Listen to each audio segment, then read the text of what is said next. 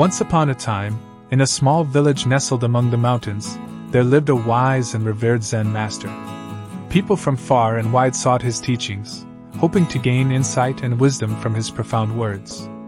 One day, a young and eager student arrived at the master's humble dwelling, seeking enlightenment. The master welcomed the student with a warm smile and invited him to sit by a tranquil pool of water in the garden. As they sat in silence, the student noticed a reflection of the full moon shimmering on the water's surface. Mesmerized by its beauty, he couldn't take his eyes off the enchanting sight. Seizing this moment as a teaching opportunity, the master gently broke the silence. "Tell me, young one, what do you see in the water?" he asked.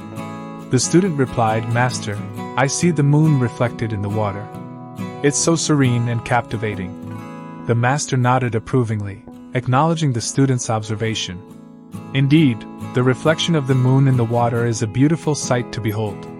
"But what happens if a stone is thrown into the pool?" he asked, raising his hand as if holding an imaginary stone. The student pondered for a moment and replied, "The ripples will distort the reflection, and the image of the moon will no longer be clear." The master smiled and continued, "Just as the ripples distort the reflection of the moon, so too does our perception of the world often become distorted by our desires, attachments, and illusions. We become captivated by what we perceive as real and permanent, when in reality, everything is impermanent and ever-changing." The student's face displayed a mixture of curiosity and confusion. He yearned to understand the deeper meaning behind the master's words. The master gently continued, "The reflection of the moon in the water is like the illusions we create in our minds. We may see beauty, wealth, success, and all the things we desire, but they are merely reflections of our own thoughts and perceptions. Just as the moon's reflection is not the true moon, our perceptions are not the true essence of the world." Realization began to dawn upon the student's face. He understood that the master was teaching him the impermanence and illusion of the world. The wisdom of this Zen story was sinking into his consciousness. From that day forward, the student diligently practiced meditation and self-reflection, striving to see beyond the illusions that clouded his perception. He learned to appreciate the beauty of the world without becoming attached to it, knowing that everything was fleeting and transient.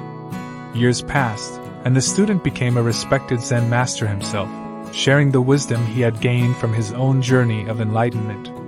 And in the serene pool of water in the garden, the reflection of the moon continued to come and go, reminding all who observed it of the impermanence and illusion of the world. Remember, dear reader, that just as the moon's reflection is not the moon itself, the things we perceive in our lives are not the true essence of reality. Let this story be a gentle reminder to observe the world around us with clarity and awareness, embracing the ever-changing nature of existence.